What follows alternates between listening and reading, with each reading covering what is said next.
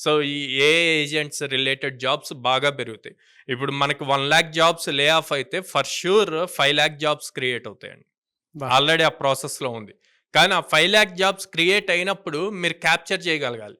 ఎలా క్యాప్చర్ చేయగలుగుతారు? మీరు ఏఐ రిలేటెడ్ అప్‌స్కిల్ అవ్వాలి. అసలు వీటన్నిటికన్నా ముందు ఏఐ రిలేటెడ్ మీరు అప్‌స్కిల్ అవ్వాలి అనుకోండి. చాట్‌జీపీటీలో ప్రాంప్ట్ రాయటం కాదండి ఏఐ అంటే. చాలామంది అదే ఏఐ అనుకుంటున్నారు. It's just 1% or 2% of actual AI. మీకు ఫస్ట్ ప్రోగ్రామింగ్ రాయటం రావాలి.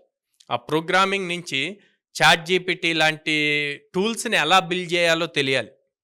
అలా తెలిసిన రోజున మీరు ఏఐ డెవలపర్ అవుతారు. సో, ఈ టైప్ ఆఫ్ రోల్స్ అన్నీ గూడా ఎక్కువగా క్రియేట్ అవుతాయి.